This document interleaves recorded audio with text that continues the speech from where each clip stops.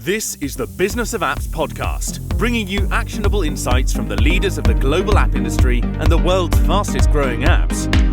You can find more app news, data, and analysis over at businessofapps.com.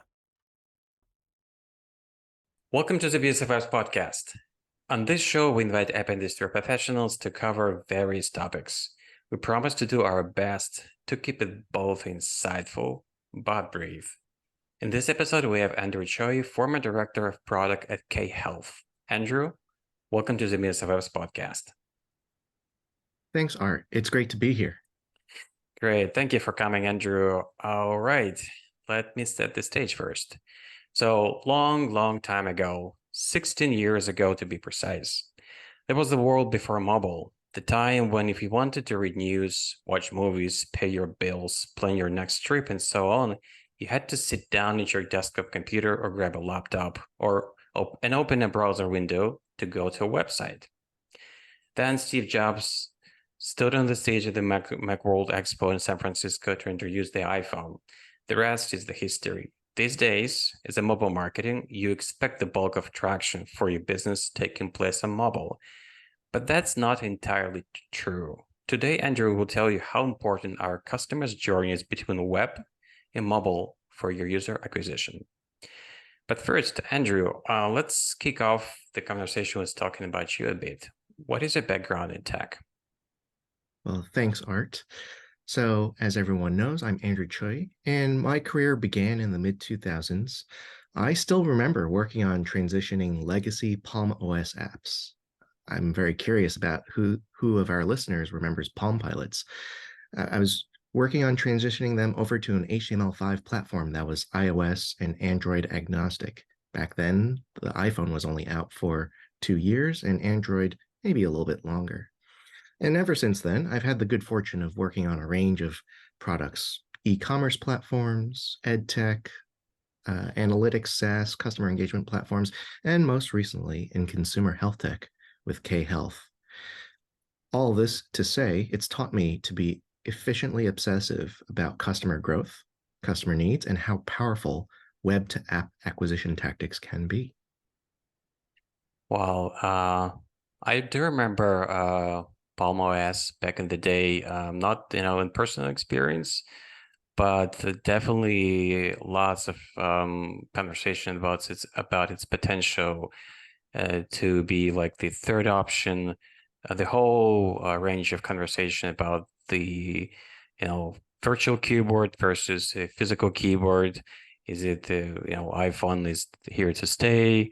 Was it too expensive? As Steve Ballmer said at the beginning, it's no starter because it's going to be history in a few months. Nobody will buying this thing. Well, the history proved completely the opposite. We all living with our smartphones, like 7 billion of us carrying smartphones these days, if we can believe the stats, out of 8.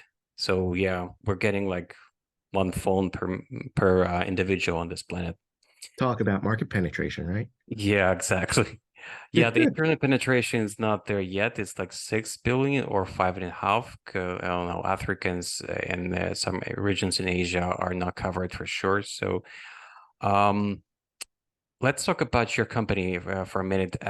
Where you were just recently the director of product. What is K Health? Sure thing. So K Health is an innovative AI-powered platform that diagnoses patients in a matter of minutes. It gets them in front of a medical professional for primary care, mental health, weight loss, even urgent care needs. At K Health, you can think of our teams as pretty much split into 3 areas: the patient experience, the provider experience, and the enterprise area. In the patient experience area, I was charged with user acquisition and onboarding. My counterpart was charged with engagement and retention. In a way, you could say we were 2 sides of the same coin. Of course, the provider experience and enterprise areas were certainly cared about user acquisition. And so we had plenty of topics that made it important for all 3 to stay closely connected. Yeah, that's I don't have a personal experience of using apps for so-called telemedicine. But I certainly heard about K-Health as a big player in this area. And as time goes by, two things, COVID and the huge breakthrough in AI gives great potential for platforms like K-Health to continue to rise and be helpful for so many people on this market. Totally agreed. Yeah. Um, Healthcare is the next industry for disruption, as so many people are saying.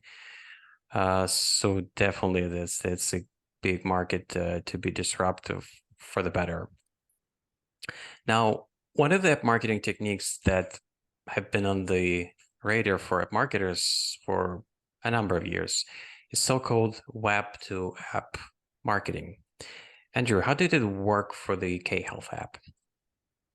So I'd say that it's worked quite well in raising the awareness of K-Health and driving strong new user growth. It's a powerful technique that requires a few basic things. I'll list them out right now.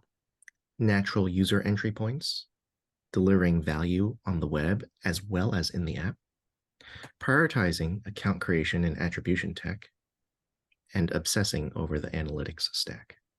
I'll dive into these in more detail now. Mm-hmm. When I say something like natural user entry points, I'm referring to companies out there who need to examine their users' mental model and how those users intuitively approach their job to be done. Think of it like this.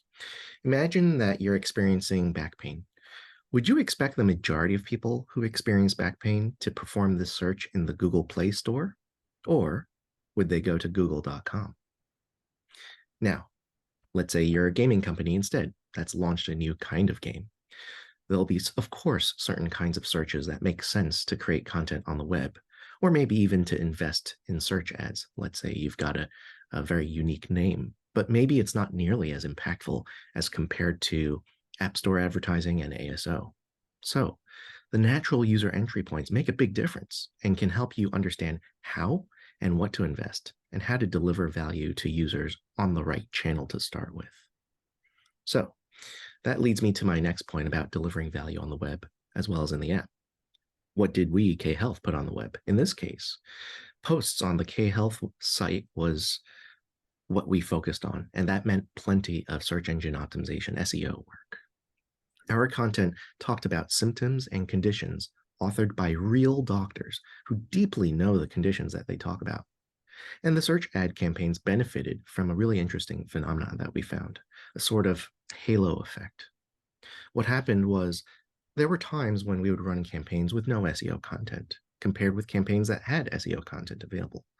And for those times where we had both, we'd see improved CACs, cost to acquire customers, and a higher than expected users acquired. It would change constantly since, of course, the Google search algorithm changes all the time, but the halo effect meant that we got the benefit of users landing on our site and starting a conversation with our AI or our doctors. It was incredibly powerful. Let me jump to the next one, prioritizing account creation and attribution tech. So this is a real specific reaction to privacy measures like Apple's ATT and MPP, the US Federal Trade Commission's Health Products Compliance Guidance, and the CPRA, just to name a few.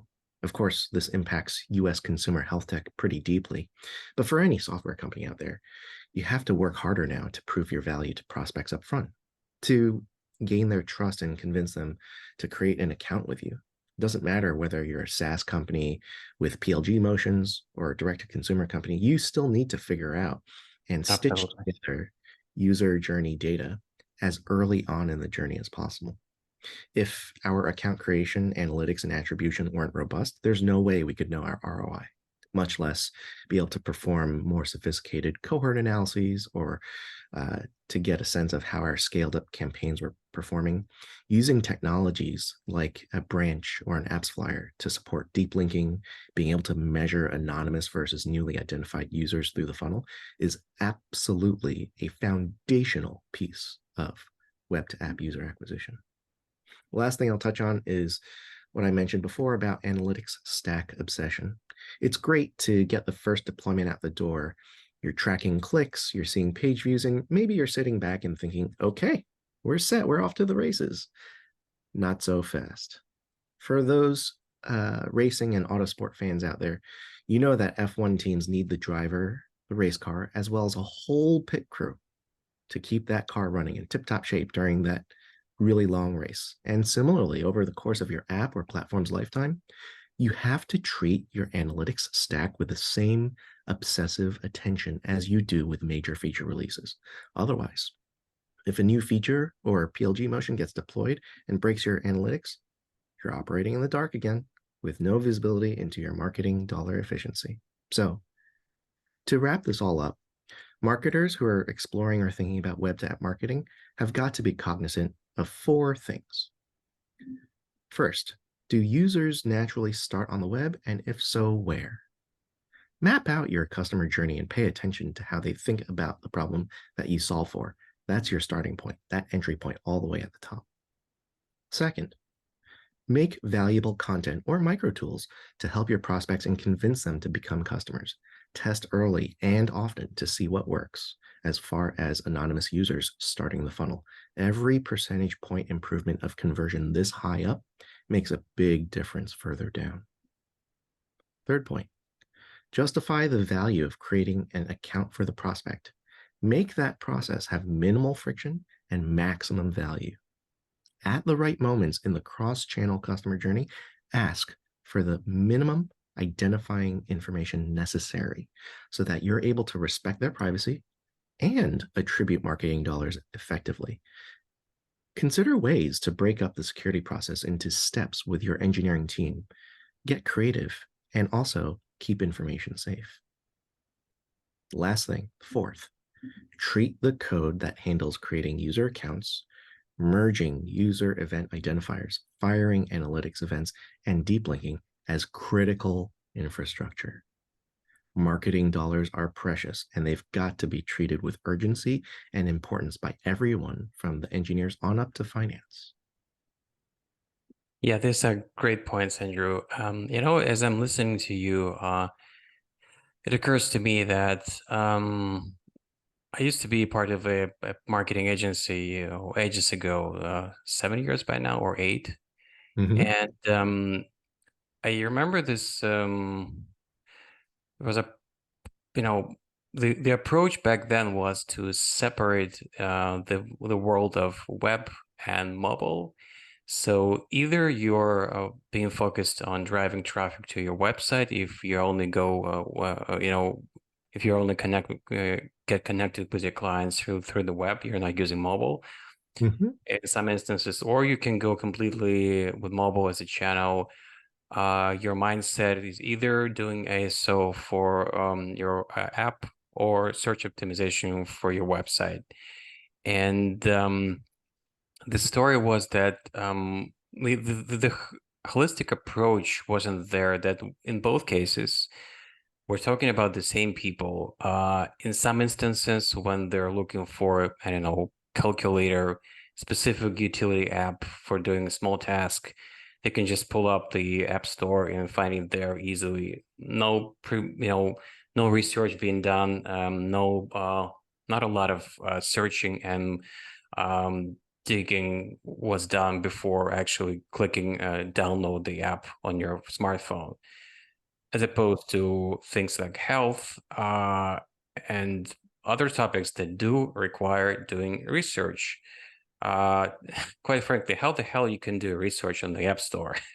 How can you dig up information there? This is the final point for you to get the app.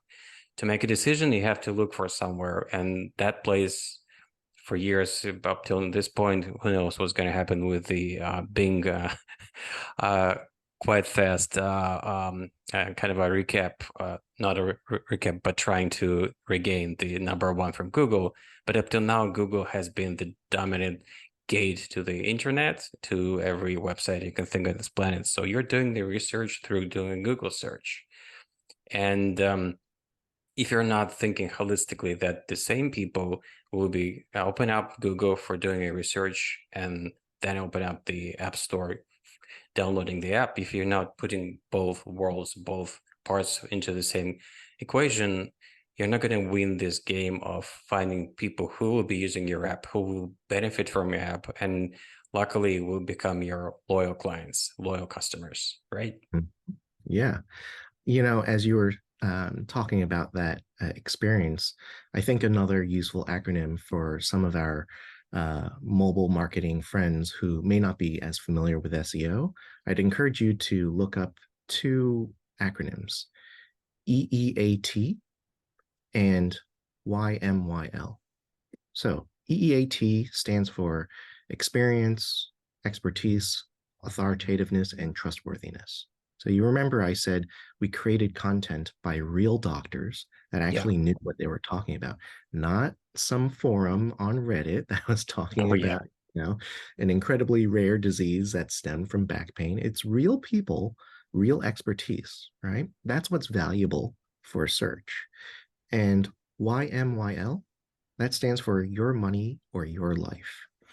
If your app or platform is targeting financial matters, health, life events, that makes a big difference as far as the entry point for your users.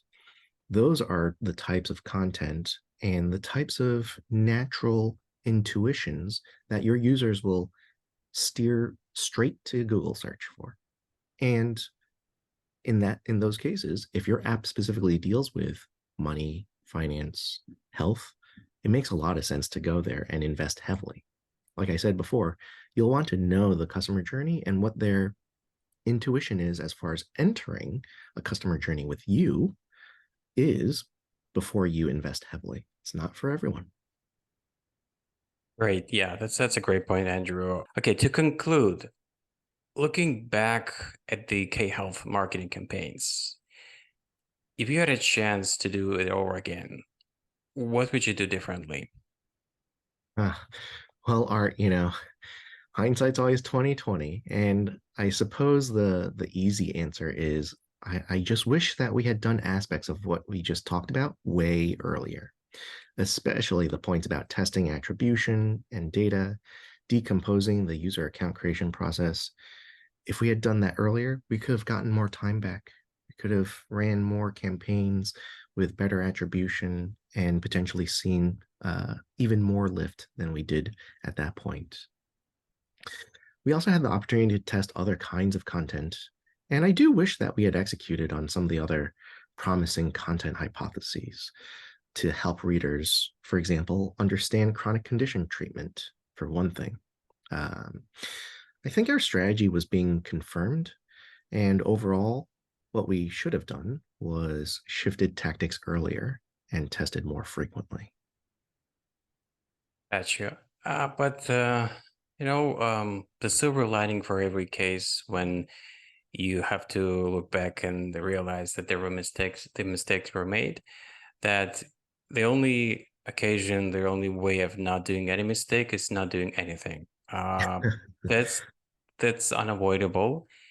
You every time you are starting a project, you're doing your best to minimize the number of mistakes you're making, but nothing is perfect in this world, in this universe. There's always the room for a mistake to be made, and just make sure you, as you progress, you're analyzing your actions and you're honest with yourself, and you're learning on your own mistakes and just minimize them down the road. That's it. Yeah, I totally agree. And I would say that I've coached PMs in the past to change their frame of mind. It's really easy for us to be perfectionists, to want to polish something, to get it right, maybe even perfect. And so to me, there's a lot of weight underneath that old saying, perfection is the enemy of good. Yeah. So for us, I don't think of it necessarily as a mistake. I do think of it as an opportunity cost almost. We could have gotten more done during that time, learned more, gained more.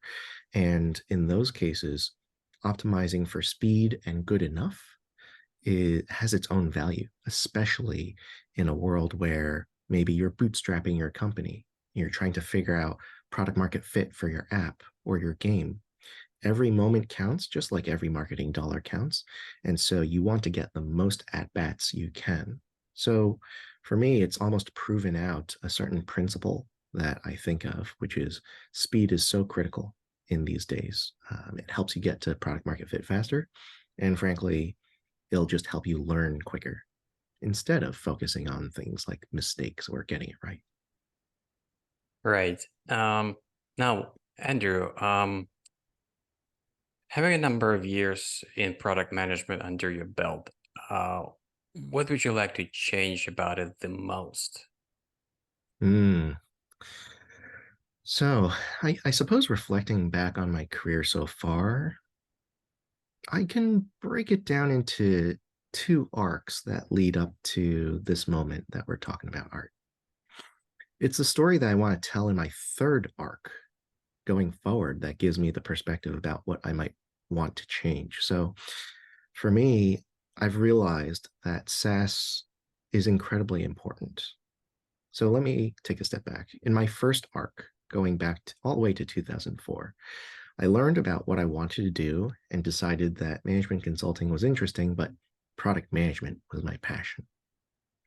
The second arc, starting in 2009, was becoming a great product IC and a budding product leader, working with a lot of great teams. And for example, at K Health, developing a growth discipline. And so this third arc from 2023 onwards, it's where I'm aiming to be a product executive and to focus on building great teams and a great platform that solves customer problems at scale. And so specifically, I'll go deeper on platforms that help marketers or data analysts get more done, to become an expert on their jobs to be done, and to help organizations surface insights faster, automate more. Maybe it's through AI, or maybe it's through plain old great user experience. Okay, got you. Now, we are transitioning to the second part of the show, which always shorter, smaller, but a bit funnier because we're covering not the topic on the table which we're bringing for the episode, but we're taking this time to go over a few quick questions I ask every guest on the show, so people who are listening to us can know my guests a little bit better. Here we go. What smartphone do you have now? Have you been switching between these two giants, iOS and Android, or being on one side all the time? Sure. So I got to say, I love my iPhone 12, got it right here in front of me. And yet I still dabble in Android. I've got a Samsung Galaxy A13 just to stay on top of things, to keep in the know. Right, first-hand experience. Do not trust what pundits are telling you, from the tech blogs. Absolutely. Okay, let's get back in time before the smartphone era. What was your first mobile phone? So this brings me back. For those of you who know this, or maybe want to Google it, my first mobile phone was a Qualcomm QCP 2760. It's the Qualcomm candy bar from way back in 1999, if you can believe it. I actually had to look it up because I have no idea where that thing is. I wonder if it even still works. Amazing. For me, Qualcomm doesn't ring a bell as a smartphone producer, not a mobile phone manufacturer. It's I don't know, chips for mobile electronics, but not actually the company that was manufacturing a smartphone. Sorry, Exactly. a featured phone, I would say these days. Yeah, yeah. It's still a weird term. Yeah, it is. I imagine you've left your smartphone at home, and you're out. What's the most missing feature for you at that point? Oh gosh, smartphones can do so many things, of course, but for me, the missing feature hands down would be Spotify. I love music. I haven't had a separate music player in years. Oh, I I would go nuts without it. Okay. Uh, right. Next one. When you're looking at your iPhone 12, you may go like, wouldn't be great if this thing can do this or that. Hardware, software, or combination of both. Not necessarily something that kind of a trendy, but just for you specifically, Could be an existing feature or a new one. Sure. So I suppose the tech that I'm most excited about is related to Google's recent announcement at the I/O event this year. Uh, it was a smaller feature. Some of you might have missed it, called Nearby Share. But I think of it as really interesting.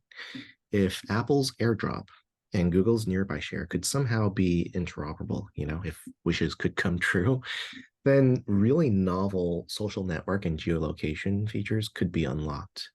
I mean, heck, a lot of the hardware is already there. It's driven off of Bluetooth, Wi-Fi, NFC. The use cases, though, they're just waiting to be unlocked to build safe connections between new friends. I imagine music festivals, tech parties, what have you. I'm just excited to see what's next. Yeah, fingers crossed it's gonna pan out that the cross-platform solution is I don't know, like WhatsApp for messaging, and in this respect, the common protocol. If big companies can both try to lure people under their own umbrella to their own ecosystem, but at the same time see the cases where it's actually beneficial for everybody to go with the same protocol and be more connected. Yeah, I totally agree. I think, I'm sad to see how RCS is still trying to chug along a little bit with Google pushing Yeah. it and Apple kind of Hmm. pushing back. So I have to say, I'm just hoping wishes come true. That's all. Yeah, fingers crossed. Okay, before I let you go, very, very final question. How can people get in touch with you and get more information about what you do? Well, Art, it's pretty easy. Use my link at bit.ly/Andrew on BOA. Again, it's Cool. bit.ly/Andrew on BOA. Real simple. Got you. Okay, Andrew, thank you so much for coming on the show and spending time with us. Thank you. Thank you, Art. And that was Andrew Tsui, former director of product at K Health. To listen to more episodes, subscribe to the podcast on iTunes, Spotify, Stitcher, Google Podcasts. Just search for Business of Apps and you will find us easily. Remember, we release episodes on Mondays, so subscribe and you will be able to get new episodes on your smartphone, tablet, or computer as soon as we release them. And please don't forget to leave us a review or comment on iTunes. It is highly appreciated. And all episodes will also be available on businessofapps.com. Thank you for listening. See you next week. Thank you for listening to the Business of Apps podcast. For more, head on over to businessofapps.com.